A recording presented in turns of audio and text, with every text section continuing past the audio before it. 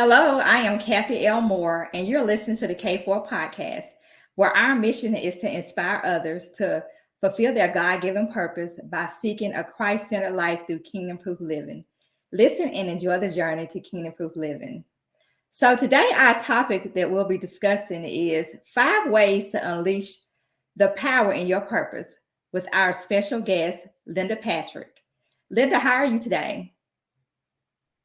Hello, Kathy. I am doing absolutely amazing. I'm awesome. Thank you for asking. Thank you for having me on the show. I am all excited, and definitely purpose is my thing. Well, thank you so much for being with us. So, Linda, please tell our listeners a little bit about yourself. Okay, so my name is Linda Wright Patrick. I am from the beautiful island of Grand Bahama in the Bahamas. So I'm sending all sorts of sunshine your way for everyone who's listening and watching. My husband and I, we run a marriage platform called Unique Couples. We broadcast and have our podcast. We have live set shows on YouTube. You can find us there on Unique Couples YouTube channel. We're on Instagram, Facebook, Twitter, and most of the social media platforms. But we do offer marriage coaching and help and support to couples, singles as well, helping them to be a better version of themselves. So we have been doing this online in this online space for the past 3 years. And I have worked in education. My background is also in counseling. So I have degrees in counseling, education, and I am all excited. I have 3 kids. And what else could I say? Yeah, I am excited about life and the things that I'm able to accomplish just by kind of like just setting those goals and deciding that this is what I want to do and just going ahead and just being able to do it. Well, thank you so much for joining us on today. So, as we talk about the topic and discuss the topic, 5 ways to unleash the power in your purpose. I think about for me, and I'm we're gonna just break down a couple of the words. When I think about unleashing something, it reminds me of maybe when people that may have a dog, and they may be taking the dog out for a walk, and they have the dog on a leash, right? So the dog can't get away from them. But then when maybe when they get home, or the dog needs want to run out and play a little bit, they'll let the dog unleash the dog, and the dog seems so free and happy, right? And when I think about our purpose, we when we hold on and we don't walk in our purpose, in a sense, we're not we feel in bondage. We feel like there's something missing. I know for me, I felt like something was missing. And power, we have the ability to, it gives us the ability to do something. For me, the power is, it comes from God, the Most High God. He gives us the power to unleash, to let go of whatever may be holding us back from walking in the purpose that He has for our life. And then purpose is why we are here, why we exist, what He created us for. So when we're looking at that and the 5 ways, Linda, how did you know what your purpose was? Like, to start the Unique Couples Rekindle with your husband, Vito? And that's an interesting question. I mean, it seems straightforward. And even in the process of actually, with us actually starting, because of the pandemic, of course, we had to take what we were doing virtually, as opposed to just catering to the persons right in our community and on our island. But what happened was, I guess you could say back from then, I guess you could say backtrack 16 or so years before, when we would have gotten married. One of the things that I wanted to do, one of the things that vision I had, was for us to be able to, as a couple, work together to help other couples to, have the relationships and the marriage and the family that they wanted.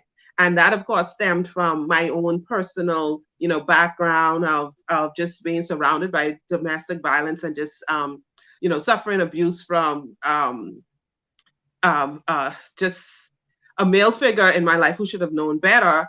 And so when I looked at where I was back then, even before the marriage, and actually coming into the marriage and knowing that, hey, 20 years, when we are in our 20th year, we'll think about doing this and helping other people.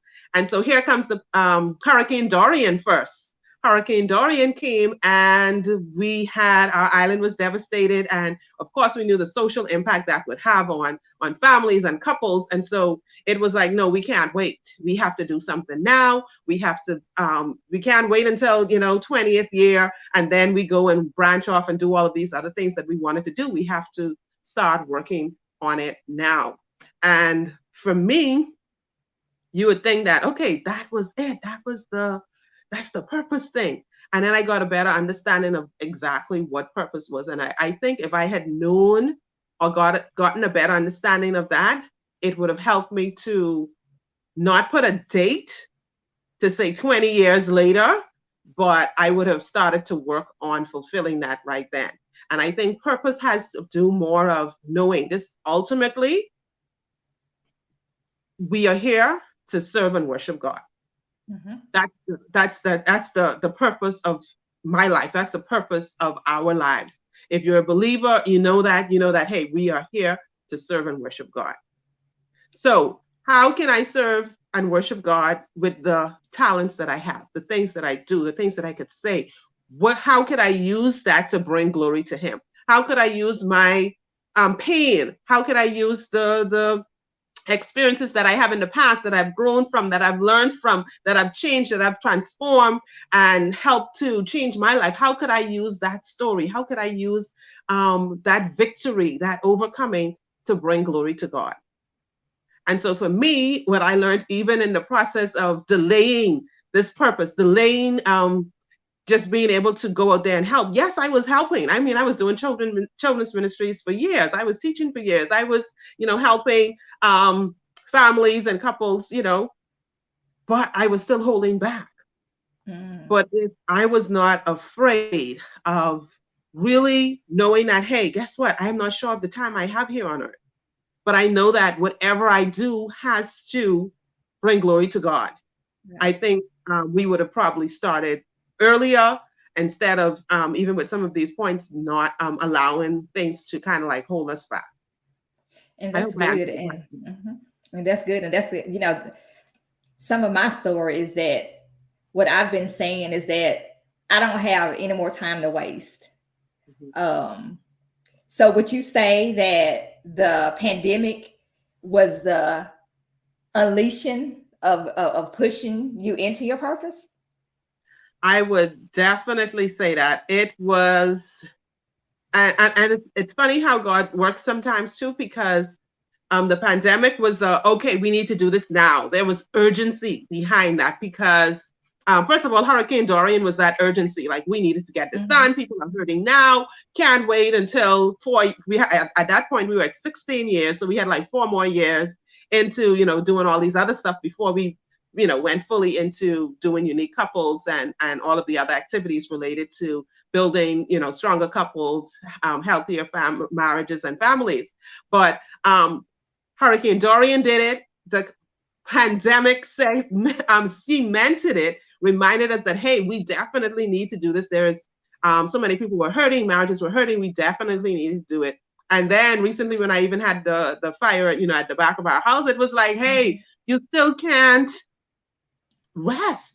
And I don't mean rest as in not rest, but I mean, you still can't think that this is it. You still have to do more, be more, show up more. You still have to get it done now because you don't know what the future holds. And that is not to say that you don't enjoy life and have fun and enjoy the experience. It's just saying that don't put off for today. Don't put off and try to do it tomorrow, but when you can do it today. And so those experiences help to definitely remind me of those points that we needed to do it today, do it Mm-hmm. now because someone needs the help now. Mm-hmm. And we hear people saying, we probably experienced that our timing is not God's timing. We Mhm, just have to be in a position to, be obedient, to just walk in purpose. So let's go mhm. ahead and get into the 5 strategies that you would like to share with our audience, our listeners, that led you to unleash the power for your purpose. And we want to put it out there that these are not, the list is not exhaustive. These are just some of the strategies, the 5 top strategies that Linda utilized to help unleash her power, the power that God gave her to fulfill her purpose. So, yours may be different. So go ahead, Linda. Okay, so when I thought about the 5 ways to unleash the power in your purpose, and of course we're looking at that power word, like the power behind it, and of course the power has a source, and so I'm speaking with the background that um, and for those who are believers, I'm speaking with the background that hey, the source, the ultimate source of this power is God, because He's the one who actually give us this purpose, right? And so for me, one of the first things that you need to do or know is to know what your purpose is. And like I mentioned earlier, um, you would hear, like for example, Miles Monroe in Kingdom Principle, he said that the greatest strategy in life is not death, but life without a purpose. Life with the wrong priorities, life's greatest challenge is in knowing what to do. The greatest mistake in life is to be busy but not effective. Life, life's greatest failure is to be successful in the wrong assignment. Success in life is measured by the effective use of one's time. And the late Dr. Miles Monroe also said that without um, purpose, abuse is inevitable. So if you don't know what your purpose is, then of course you're going to be abusing time, you're going to be abusing resources. You will not know what to do with what you have and you will not use it effectively. And so I'm hearing all of this and seeing all of this and I'm like, you know what? I thought I was in my purpose when I was doing all of the other stuff, even though I knew that I had a goal 20 years down the line that I wanted to do this particular thing. And I think one of the things was, and that'll come to one of the other points, was not being able to trust the process and trust that God would give me the tools, the strategies, the connection, the everything that I needed to make it happen. And so one of the first things is, of course, know what your purpose is. And that could be if you think purpose is just, you know what, I'm here to serve God through whatever I do, then that is fine. And that is what I'm working with now. Before I thought purpose was okay, so I'm passionate about this, and so that's my purpose. It might be the thing that I do for that time, but it's definitely not the purpose of which God had me on the earth. Okay, so I'm praising, bringing glory to Him, worshiping Him through whatever talents and gifts that He has given me. And so, um, if you have a strong purpose in life, you don't have to be pushed. Your passion will drive you there. And that was a quote from Roy T. Bennett, and something that I definitely believe that once you have that drive, that purpose, you wake up thinking about it, you go to sleep thinking about it, you dream about it, you want to do it, you live it, and it's not a burden. Sometimes it might seem like it's a burden because some of these other things aren't taken care of, but it gives you that the light in your step, like give you something to look forward to. Definitely. So um, when you know what your purpose is, you get it done because you know it's not all about you. You know that the mission, the vision, the whatever it is you have to accomplish, it is bigger than you. So you do it and you do it afraid, you do it shaking, you do it scared, you do it and you just do it anyway because you know what your purpose is and you know that God is giving you the power and the energy to make sure that it happen. So that was point number 2. Know what your purpose is. I'd say for point number 2, ignore the distractions.